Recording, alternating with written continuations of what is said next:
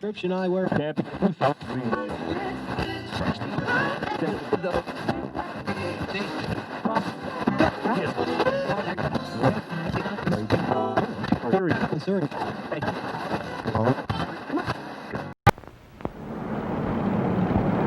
This is Beverly Hills.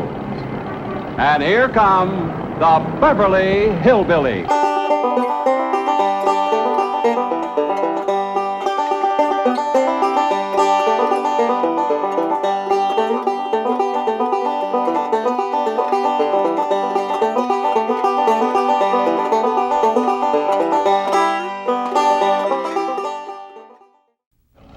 Well, howdy.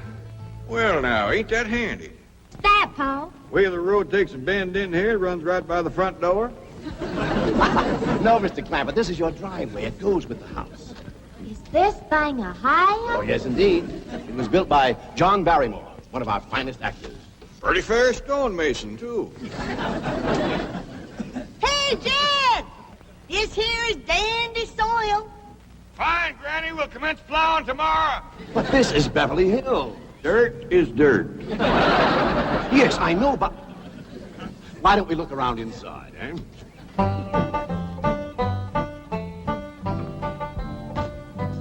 Well, here we are. I hope you're going to like this place I picked out for you. It may be a trifle larger than what you're used to, but I feel a man with $25 million in my bank should live in a manner that... Come in, this is your home.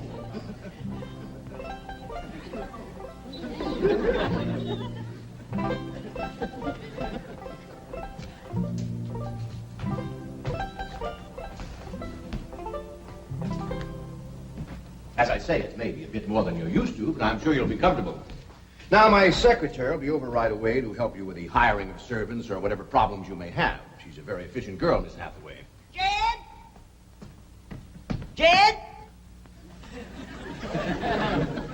Jed? You and Jethro fetching my stove so I can get some victuals to cook in? You have a beautiful stove. Thank you. Fetch it in, Jed. You scare up some wood, Ellie. No, I mean you have a stove already installed in the kitchen. Where's that? I'll show you. Excuse us. Ellie, you go with Granny. She'll still need you to fetch some wood. Sure, Pa. Uncle Jed, guess what? There's a whole nother house up here. Jethro, come down from there. Like as not that belonged to somebody else. Darn. This is your kitchen. Oh, and here's the stove. The last word in food preparation. And speaking of food, you'll find everything you could possibly want stored right in here. See? Huh? Well, I'll leave you ladies to your culinary delights. Au revoir. Bon appetit. Talks gibberish. You set a great deal of store in this here stove, Granny. Well, we'll see. Ellie, you run out and fetch some wood. I'll get a fire to going in here and we'll see. Jethro, I hope it's all right for you to be missing school. Oh, sure, Uncle Jed. They ain't straight in the 5th grade. You in the 5th grade already? Starting this year. It don't seem like no time at all since I went with your ma to get you started in the 1st grade. You was 6 years old. No bigger than that. We drove clean over to Oxford so you could go to the same school your pa went to. You wouldn't know that town today, Uncle Jed. Oxford? Yes, sir. Where that town has growed and spread out and built up and just kept getting bigger and bigger. Where today, why, I bet you there must be at least 3 or 4 dozen people living there. A place like that's all right to visit, but I wouldn't want to live there. Can I be of any assistance? No, thank you, Mr. Drysdale. We were just talking about Jethro here getting back to school. Oh, well, we have some excellent educational facilities out here, Mr. Clampett. Where do you go to school, Jethro? Oxford. Yeah, you see, Jethro's ma, that's my cousin Pearl. She married an Oxford man, so naturally Jethro, he goes to school there, too. I'm the champion crawdad eater. At Oxford? Jethro put away 3 buckets of crawdads. 4. And he's learned to cipher and everything. Cipher some for Mr. Drysdale. 1 and 1's 2. 2 and 2's 4. 4 and 4's 8. I have to take off my shoes to get any further than that. Never mind. I'm sure we're thinking of 2 different Oxfords. You see, there's one that's very, very famous and very old. That's where Jethro goes to school. Been there since pioneer days. That's how come it got its name. It's where the oxen used to ford the river. So folks took to calling it Oxenford, and later on it got shortened to Oxford. Well, I'll be running. Oh, by the way, here are your keys. My secretary should be over very soon. Well, thank you very much, Mr. Drysdale, for everything you've been doing for us. Oh, it's my pleasure, Mr. Clampett. You see, I'm not only your banker, I'm your next-door neighbor. Well, say, now ain't that nice? Well, now, why don't you bring your missus over tonight for supper, and I'll have Granny womp up a mess of grits and hog jowl. Well, you see, right now my wife is in Boston. Well, that's too bad. When'll she be back? Not too soon, fortunately. I'll see you later. Well, thank you, Mr. Drysdale. So long. Uncle Jed, you reckon one of these days I can have me a little bitty old taste of Granny's moonshine? Now, Jethro, you know the family rule about Granny's moonshine? You get your first taste on your wedding day and not before. Well, Uncle Jed, that might be an awful long time. I ain't even got me no sweetheart. How come? Why, back home, every time I get me a girl, one of them there big fellas would take her right away from me. Maybe out here in Beverly Hills. Paul, could I please have the axe? I gotta split some wood for Granny. Fetch it, Jethro. Ain't this place got a wood pile? Not that I can find, but I found a whole row of black old dead tree trunks, pretty near as high as this house.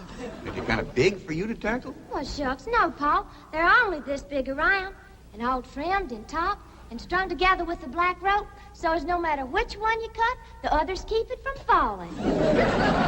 Somebody had a right smart idea there. Just the same, I think I'd rather have Jethro do the cutting. Oh, Paul, let me. Cutting trees and chopping logs ain't no work for a girl. I'm just as strong as Jethro. You ain't neither. I am so. You ain't neither. I am so, too. You want to wrestle? Darn too. Now, here. That ain't no fair fight. Somebody's gonna get hurt. Now, yeah, you see? You're getting too rough. Jethro. A person can get crippled from a hold like that. Get up from there. I can't, Uncle Jed. You turn him loose and get up from there before I take the strap to the boot. Now, here, you get out there and chop down one of them tree trunks and saw Granny some nice logs. Yes, sir, Uncle Jed. Could have whooped you if you hadn't tripped me. Happy? Come back here and sit down. I want to talk to you. Whooped him fair and square, and I'll do it again. You won't. That's what I want to talk to you about. Elly May, you're getting too big to wrestle with boys. I ain't as big as Jethro. Big that way, I mean, growed up. You're a young lady now. You gotta start minding your manners and fixing yourself up real nice and wearing dresses. Paul, folks would call me a sissy. It ain't sissy for girls to act like girls. You see, Elly, I raised you like a boy, and I was wrong to do it. I reckon every man liked to have a son, and you was my only young'un. And when your ma passed away, I just decided to turn you into a boy. By the time Granny come to help out, you was too wild to tame. By thunder, you could outrun, out-climb, out-fight, and out-shoot every boy in them hills. I still can, Paul. Yeah, but it ain't fitting. It ain't right for folks to go against nature. I'll look at old Duke. Reckon we could turn him into a cat. Of course not. That's right. Because nature made him into a dog. It's the same way nature made you into a girl. Here lately, she's getting more and more positive about it. You mean my years has grown? No, nothing like that. You're pretty. Oh, Pa. I know you don't like it when I say that, but you like it when the young fellas around here come in saying it, and they will. Only they'll probably be using words, fancy words I won't even understand. But Elly May, ain't nobody can ever tell you how pretty you really are except me. You're the living picture of your mom.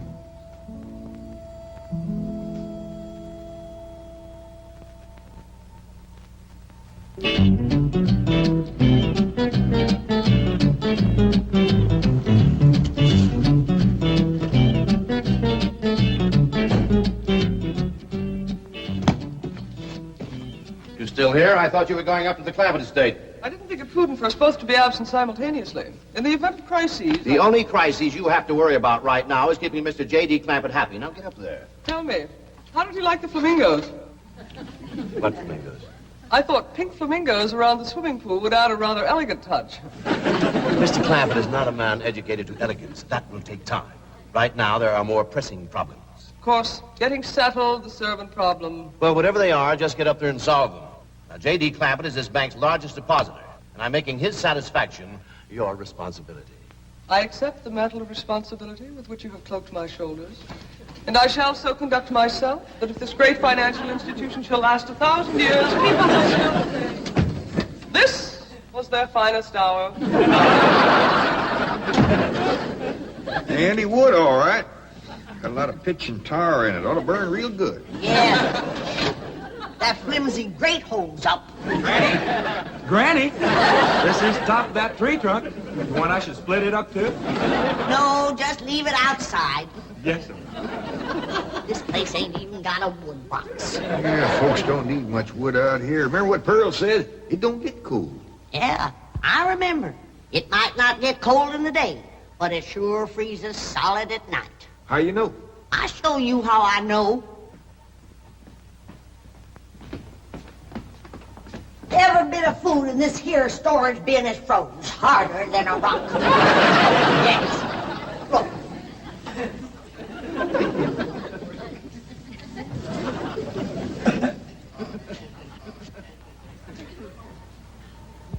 Mighty thin-skinned hog.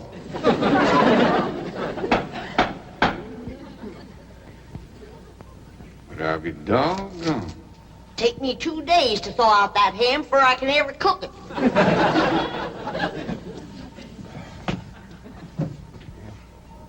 People ought to know better than store food up against the north wall. Tomorrow we'll dig us a root cellar and we put all this stuff in it. Jethro, go on out there and catch us a chicken. Okay, Uncle Jay. How you know we got chickens? Place this size is bound to have chickens. Ain't all frozen.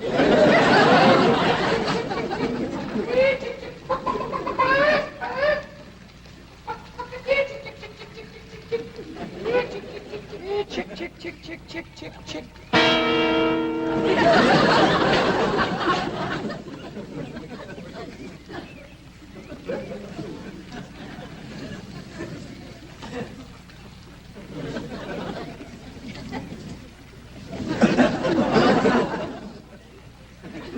Are you a chicken? Here's that bucket. You want it? You take it, Ellie. See if you can find a creek.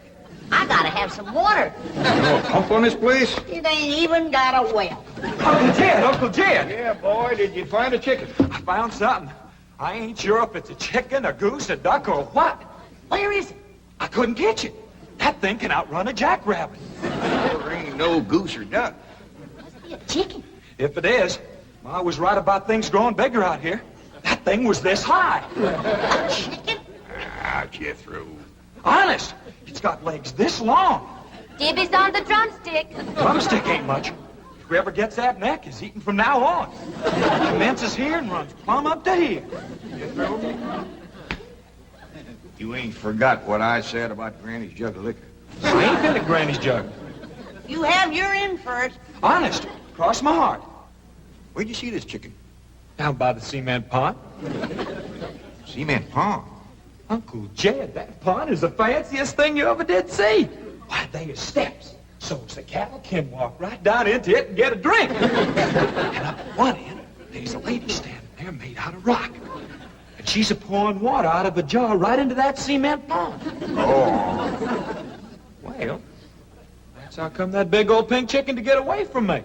Flew right over the top of that there rock lady, landed in that pond, and swam like an otter. Just flapping them big old pink wings and hollering. What color did you say that chicken was? It's pink. Ain't I told you that stuff would stunt your growth? Miss Granny, I didn't touch a drop. You and me is going to the woodshed. Jethro, you swear to be telling the truth? So help me, Jefferson Davis. You take your hat off when you speak of the president. He ain't president no more. I'll have no Yankee talk in my kitchen. Now, Jethro, you and me is going back out there and corner that chicken. Granny, you get your fire to going. Elly May, you sweep up out front and keep your eyes open for that Miss Hathaway. I'm counting on her to take you in hand and get you in the right kind of clothes. Come on. Chicken.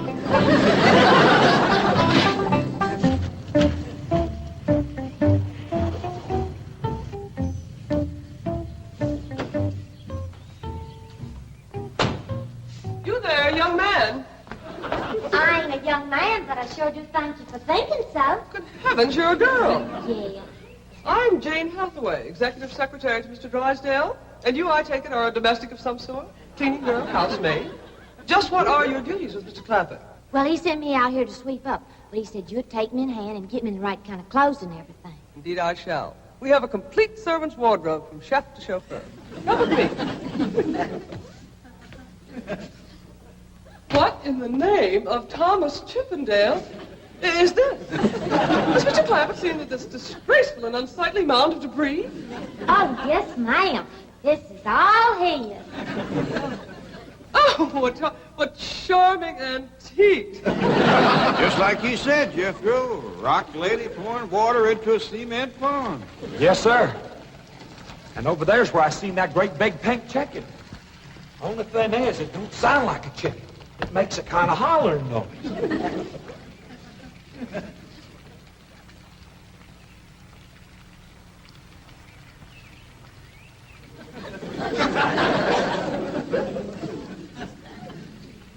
Reckon you'd make a hollering noise, too, if you was to lay egg like that. Man, oh, man. That's what I call an egg. And you won't have to worry about food now. Wait till she cooks this.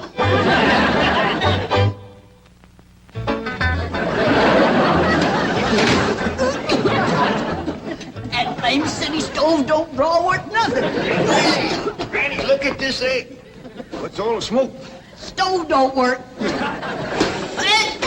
Probably just a stuffed-up flue. Ain't got a flue, ain't even got a stovepipe. Well, I'll get the shovel and a hoe and rake it out of there. You keep this egg.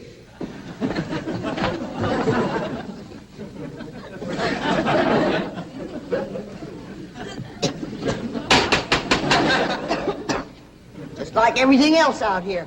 Froze solid.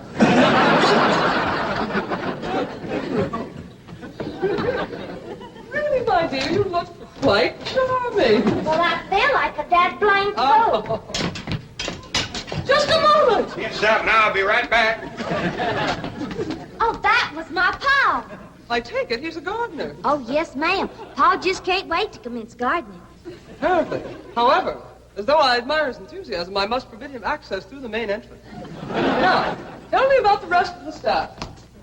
Is there a chauffeur? A what? Someone who does the driving. Oh, yes, ma'am. That's Jethro. Of course, I don't reckon he can stay around very long. He's got to get back to Oxford and go to school. Oxford? He attends Oxford University? Well, he just calls it school. Pa went to school there, too. Oh, yes. Old school time. Great pride, those Oxford men. Sorry I couldn't stop before. Granny was having trouble in the kitchen. Pa, do I have to wear this here stuff that Miss Hathaway... No, there can be no appeal from Mr. Clampett's orders. Thank you, ma'am. Glad to see you taking a firm hand. Elly May, that's right pretty. Makes you look taller. She's got me walking on pegs. We'll run in and show Granny. And get rid of those old clothes, dear. Granny, I presume, is the cook. Yes, ma'am, but she ain't too happy about it right now. I shall deal with her directly. Now, let's see. Maid, gardener, cook, chauffeur. Oh, I understand Jethro is an Oxford man. You bet he is. I'm quite anxious to meet him. Don't blame you. Fine-looking young feller. Single, too. And he's on the lookout for a girl.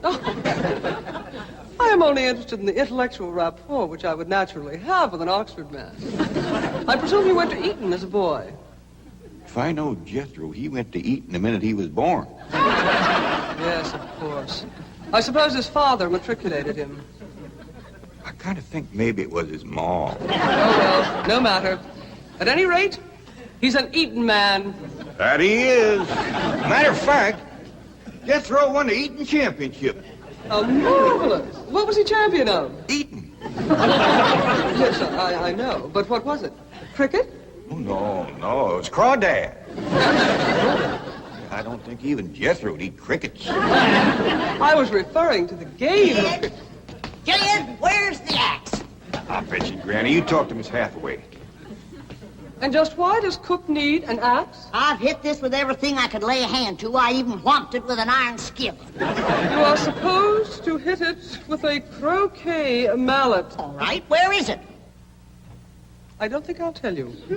There is a time for work and a time for play. Now then, what are we cooking for Mr. Clampett?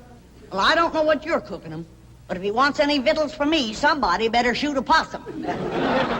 Possum? You got a better idea? But of course, a nice big fluffy souffle. All right. You shoot it and you skin it. You don't even know what a souffle is. What kind of a cook are you? I'm a cook with a stove that don't draw, food that's froze solid, chickens that can't be caught, eggs that can't be broke, and a smart alecky city woman telling me my business. That's what kind of a cook I am. Mind your tongue, little woman. I can have your job. You sure can, and the sooner the better. Jethro's coming, and just wait till you see what he's got. Thank heaven. Now I can have an intelligent conversation. Look, Granny, I caught that big chicken. I hope it ain't as tough as its egg. That is a flamingo. Oh, no, ma'am. That's my nephew, Jethro. Jethro, say hello to Miss Hathaway. I didn't mind him. This the big dangest chicken you ever did see. You go to school at Oxford? Yes, ma'am. I'm in the 5th grade. Stop bragging and wring that chicken's neck. Elly May! No, stop, you barbarian. Don't harm one feather of that beautiful bird. I've taken just about as much as I'm going to take from you. Yeah, Granny. Elly, you get the fire going under the big kettle outdoors. Young lady, where is your maid's uniform? I ain't going away. Oh, yes, you are. No, I ain't. Oh, yes, you are, if I must subdue you forcefully. I wouldn't try that. Don't! I tried to tell you. I'll set on her, Elly. You get the fire to go. Now, here, Granny. Come on, let her up. Get off of her. You are discharged! All of you! Sacked! Fired! And you are the most incompetent, insubordinate, belligerent group of domestics it has ever been my misfortune. Hathaway! Ah, Chief, you're just in time to help me take disciplinary action. You're fired. I've already told them. Not them, you. These people are the Clampetts. Clampett? Yes, that's right. Now go back to the office and pick up your severance pay. You're through. Now, Mr. Drysdale, hold on a spell. I reckon there's been a kind of a misunderstanding. But this little lady's been a right big help to us. Why, she fit in just like one of the family. Matter of fact, her and me is going out hunting. Ain't that right, Miss Hathaway? Yes, indeed. Yeah. Jethro, you can take that pink chicken back out to the cement pond. We're going out and shoot us a nice big fluffy souffle.